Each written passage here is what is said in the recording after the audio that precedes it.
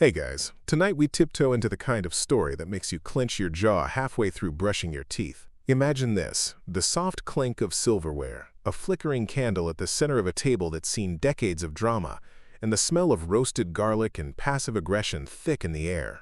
It's a family dinner, yes, but not the kind that ends in hugs and leftovers. No, tonight's tale spirals from awkward small talk to a full-blown dessert disaster. And you probably won't survive this one without a pillow to scream into. So before you get comfortable, take a moment to like the video and subscribe, but only if you genuinely enjoy what I do here. And drop a comment with your location and what time it is where you're listening. Because whether it's 2 a.m. in Toronto or a rainy dusk in Dublin, I want to know who's up with me.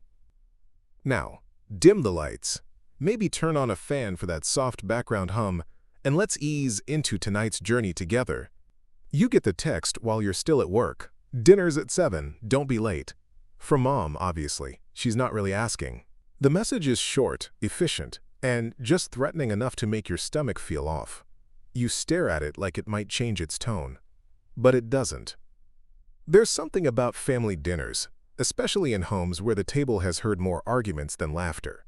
You already know how this evening will go. Your sister will be there, smiling like a shark in a sequin dress, and every word out of her mouth will land like a slap wrapped in tulle. Still, you text back, sure. No emoji. You leave work early, drive slower than usual, and sit in the car for a full 5 minutes before walking up the steps. You ring the bell with a finger that hesitates, and as the door creaks open, the scent of cinnamon and control greets you. Welcome home. The door swings open, and there she is, your sister.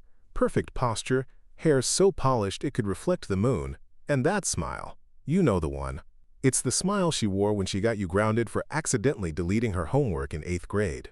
She beams like you've just stumbled into her royal banquet.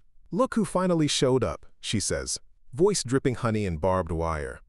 You mumble a hello and sidestep her perfume cloud. It's aggressively floral, somewhere between a wedding aisle and a funeral home. The dining room is already bustling. Dad's nursing a scotch he pretends not to need. Mom's fluffing napkins like it's a hotel opening, and Aunt Marcy is talking about her new gluten intolerance that definitely wasn't a thing last Thanksgiving. You take your seat.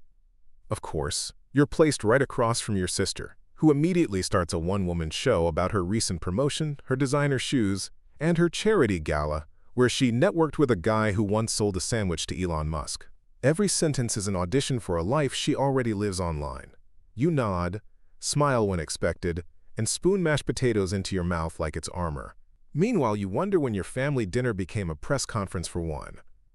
Historians still argue whether the Roman vomitorium was truly a place to purge during feasts. But if it was, you start to wish your house had one, not for the food, but to escape the unbearable weight of the performance. Oh, and the quirky bit? Did you know that in Victorian times, table legs were sometimes covered because exposed furniture was thought to be too risque? Makes your sister's cocktail dress feel even more dramatic in context. You sip your water, which might as well be holy, and brace for the next course. Emotional, of course. The first course arrives. Salad, predictably overdressed, like the guests. And with it, a sprinkle of verbal grenades tossed so delicately you almost miss the pin getting pulled. Your sister, wineglass in hand, leans back and casually turns to you. So what do you do with all your time now? She chirps, eyes locked onto yours like a hawk spotting a slow-moving rabbit. Still figuring yourself out? A few chuckles ripple around the table. Not cruel, just uncomfortable. The kind of laugh people offer when they know a joke's mean, but can't quite afford the silence. Your fork hovers mid-air. You consider a witty reply, but what's the point? She's not asking a question. She's delivering a line. You mutter something about freelancing. Projects. Cool, she interrupts. Like, real work? You nod. Swallow pride with your spinach. Mom changes the subject. Bless her. And launches into a story about your cousin who just bought a boat. Everyone turns their heads. You stay in place, like a statue with a fork. And for a second you wonder what it must be like to be that boat. Just drifting. No expectations, no snide remarks. Just free. Historians still argue whether Cleopatra truly used honey and milk baths as beauty rituals, or whether those were luxury myths layered over time. But sitting there, face flushed and heart humming too fast, You'd kill for a myth that made you seem untouchable too. Oh, and that quirky fact?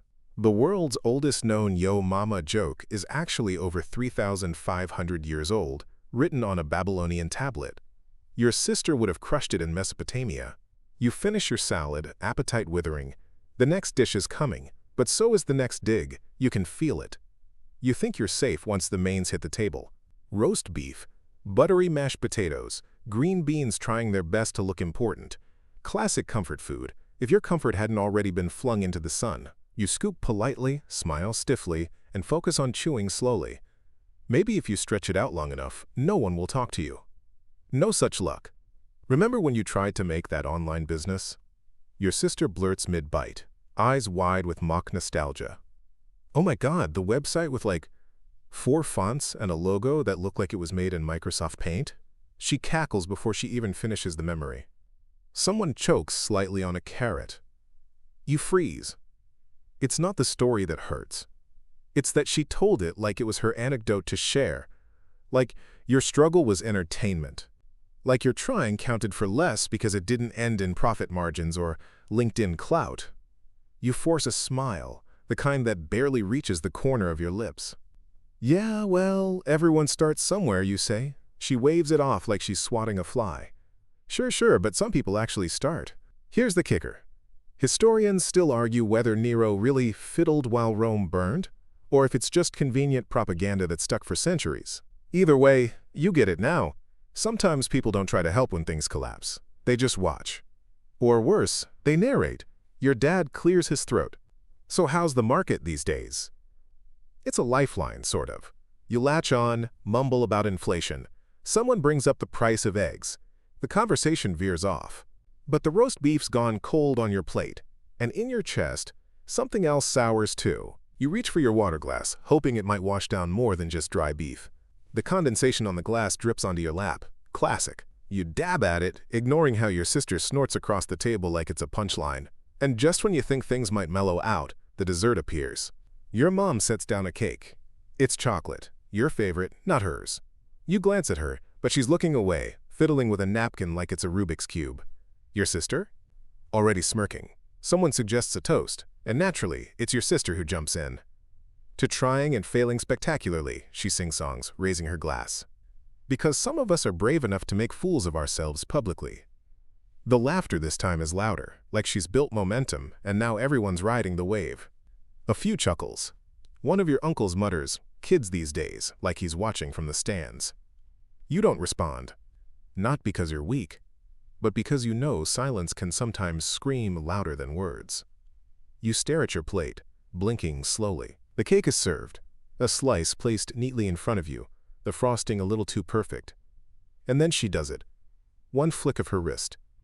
Cold frosting slaps across your cheek. Gasps ripple like a Roman crowd watching a gladiator drop his sword.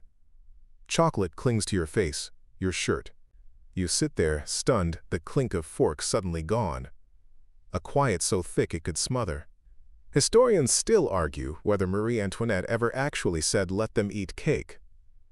Probably not. But your sister? Oh, she weaponized hers. And suddenly, you realize you're not just dinner's punchline anymore. You're done.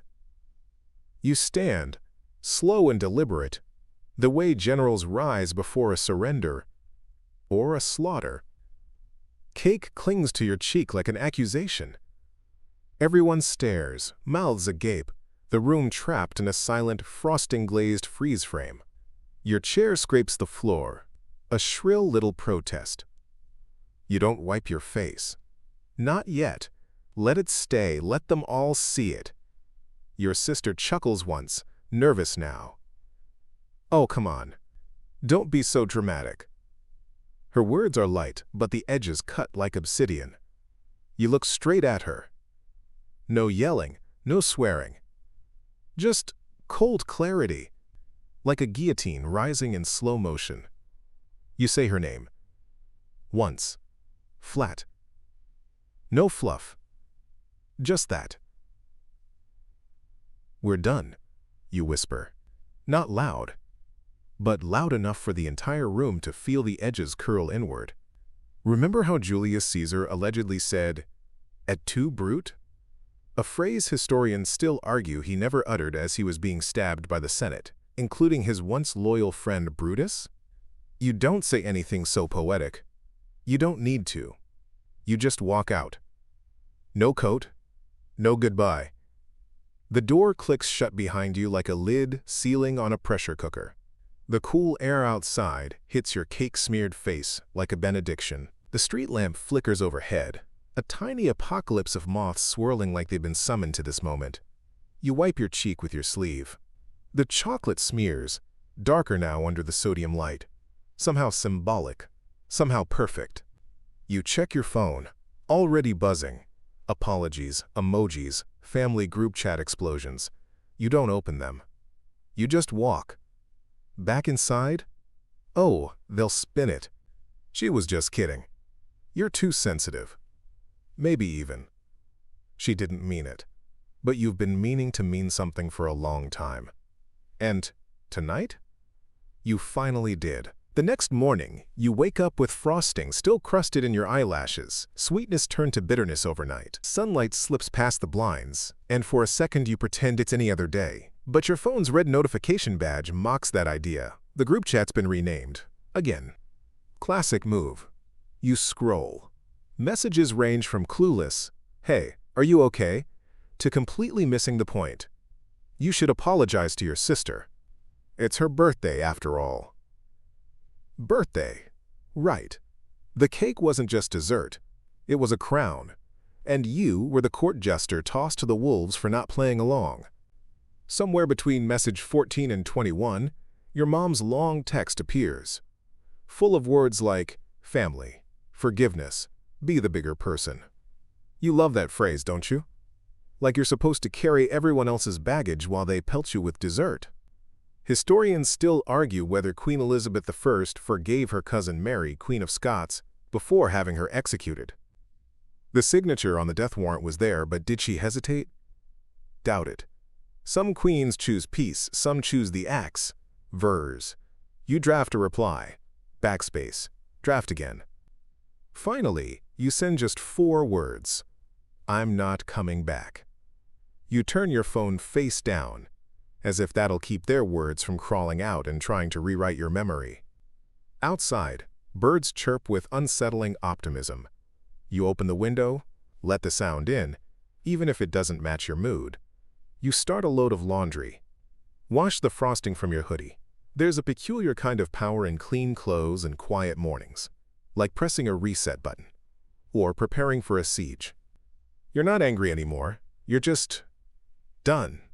Done being the emotional piñata at every family gathering. Done pretending cake to the face is love in disguise. The text you sent, the "I'm not coming back," unleashes a predictable storm. Ding, ding, ding. Cousins crawling out of the woodwork. Aunt Linda writes a whole novella about disrespecting family traditions. Your dad sends a thumbs up emoji, which honestly might be the most confusing move of all. You ignore them. Instead, grab your keys and go for a walk. Just to think, or at least to breathe somewhere the walls don't echo. The neighborhood's quiet. Lawnmowers buzz in the distance like lazy cicadas. A squirrel stares you down like it knows what you did. You pass the bakery where your sister got that infamous cake. The pink one, with the glitter icing.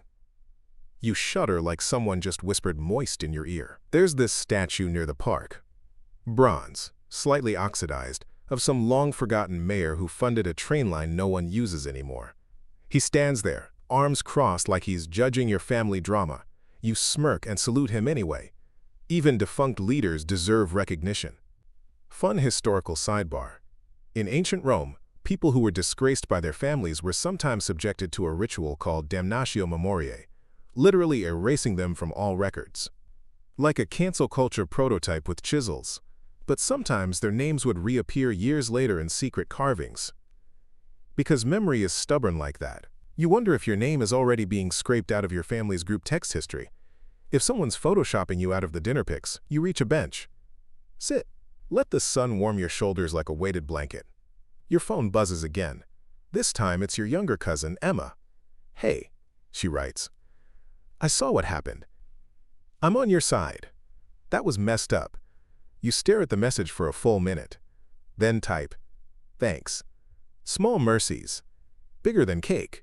Emma becomes a quiet ally. She starts sending you little updates, family gossip in digest form. Uncle Rick lost his third drone. Grandma thinks the internet made your sister evil. The dog peed on Dad's grill. Honestly, her texts are a lifeline, like postcards from a planet you once lived on but no longer need to survive. It's oddly freeing. You start reclaiming your weekends. Brunch with friends who actually ask how you're doing and don't weaponize the answer. One Sunday you even attend a museum exhibit on failed inventions. There's a mechanical eyebrow plucker from 1921 that looks like a medieval torture device. You laugh harder than expected and suddenly feel light. Fun tidbit. The first known vending machine was invented in ancient Alexandria. It dispensed holy water, of all things. You had to insert a coin, which would land on a lever, opening a valve just long enough to fill a small bowl. Early engineering genius or ancient thirst trap. Historians still argue whether it was practical or symbolic. You think about your own family mechanisms, the levers, the buttons, the traps disguised as tradition. Emma texts again. Grandma wants to know if she can see you without everyone else. She says she misses your laugh. Your heart stutters. Because Grandma has always been the exception. The one who snuck you extra dessert. Who whispered, "You're enough," even when they forget. You take a breath, stare at the message, type. Only if she brings her lemon bars. Emma replies with a thumbs up and a gif of a corgi falling into a pile of pillows. Some bridges might not be burned. Just under renovation. You finally decide to attend that family dinner. Emma's idea.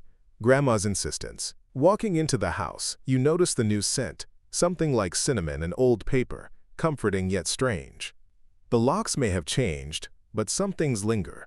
The creak of the floorboards, the flicker of light through stained glass. Dinner is quieter than usual, but the air feels less charged. Your sister avoids eye contact, clearly awkward about the cake incident, like a kid caught with icing on her face. You notice your dad's trembling hands as he pours wine, maybe from nerves or the rare possibility of peace. You catch Grandma's eyes across the table. She smiles softly, the kind that carries years of forgiveness and love, a living reminder of the quieter wars fought behind closed doors. You realize family dinners have been less about food and more about survival tactics. Like the Roman banquet, where dishes hid political messages, or medieval feasts where alliances were made over wine. Historians still argue whether such dinners were true celebrations or strategic plays. Tonight feels more like a truce. Halfway through, your sister blurts an apology, messy and heartfelt. You hesitate, then nod. The cake moment was painful, yes, but also a wake-up call. A reminder that anger, no matter how silly, often masks deeper wounds. The evening ends with laughter, not the forced kind, but the shaky, hopeful kind that says, maybe we're not broken beyond repair. You step outside, the cool night air brushing your skin, and think, families can be the hardest history to rewrite, but sometimes they offer the best stories. The days after that dinner are oddly quiet. You find yourself replaying the evening like an old film reel. Grainy, out of focus at times, but vivid when it counts. The cake incident, the apology, the fragile peace. It reminds you of something you read once about ancient Mesopotamian family disputes. They often ended with public rituals to restore honor, though some scholars still debate whether those rituals truly healed or just papered over cracks. Your phone buzzes. It's a message from Emma. She's tentative but hopeful, asking if you want to meet for coffee and talk. You hesitate, wondering if this is just the calm before another storm, or a real chance to rebuild bridges. It's like those old stories about Vikings settling feuds with shared feasts rather than swords, a curious blend of aggression and diplomacy. You agree. Sitting across from her, you notice how different she seems. Less defensive, more human. The conversation is awkward, but genuine. You both share memories and frustrations, slowly unpacking years of resentment. Somewhere between the laughter and tears, you realize this moment might just be the first chapter of something new. In history, families are often depicted as battlegrounds or sanctuaries. You wonder which yours will be. But tonight, you lean toward hope. The conversation with Emma stirs a complex mix of emotions as you walk home, the evening air cool against your skin. You remember reading about the infamous Roman family feuds where Julius Caesar's own kin turned against him, a reminder that family bonds can be both fierce and fragile. Historians still argue whether Caesar's downfall was due to personal betrayals or political ambition, but one thing's clear: family conflicts have always shaped history. You catch yourself wondering if your own family drama will echo through time, or if it's just a fleeting storm. The cake incident feels almost symbolic, like a messy marker of all the years of tension and misunderstanding. And yet, there's something oddly liberating about that moment. Being called out so publicly forced you to face truths you might have ignored. As you settle in for the night, you stumble upon an old article about the world's weirdest family traditions, including a village where they resolve disputes by throwing pies, not cakes, at each other. Maybe your sister was onto something, just a bit less charming. The debate among anthropologists over whether such rituals heal or harm relationships makes you think about your own path forward. Maybe cutting ties isn't the only way to protect yourself. Maybe, just maybe, there's room for awkward apologies, messy forgiveness, and a chance to rewrite your family story. The days after the dinner spill feel like walking through a fog of uncertainty. You recall the medieval practice of trial by ordeal, where families would test loyalty and truth through extreme challenges, historically brutal but telling of how far people went to protect honor. Historians still argue whether these ordeals actually revealed truth or just masked power struggles. In your modern-day ordeal, the cake was your unexpected trial, and the fallout even more revealing. You begin to see your sister not just as the antagonist in this story, but as a person tangled in her own struggles. There's a quirky fact you stumble upon about sibling rivalry. Some studies suggest it's rooted in evolutionary biology, a way humans competed for parental attention and resources. Makes sense why emotions run so high at family dinners, right? This knowledge doesn't instantly heal the wounds, but it softens the edges. You start thinking about ways to reclaim your peace without shutting the door completely. Maybe setting boundaries is your version of a truce. No cake throwing, no name-calling, just respect. The scholarly debate over whether families should stay connected at all costs or prioritize individual well-being lingers in your mind. It's not an easy answer, but you realize that, for now, your path involves careful steps, learning to balance love and self-respect, and maybe someday, a fresh slice of understanding. You find yourself revisiting old memories, both good and bad, like flickering slides in an attic. The sensation reminds you of how early civilizations used storytelling around campfires to preserve history and teach lessons. Scholars still debate whether those tales were pure fact or heavily embroidered over time. Maybe your family story is a mix of both truth and drama, layered through years of misunderstandings and unmet expectations. A quirky tidbit strikes you. In some cultures, throwing food was actually a sign of blessing, meant to wish abundance.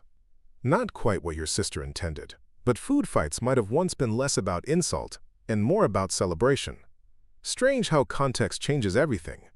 Now, as the dust settles, you weigh the cost of silence against the comfort of confrontation. You think about the times when silence can speak louder than words. Yet, it can also breed distance.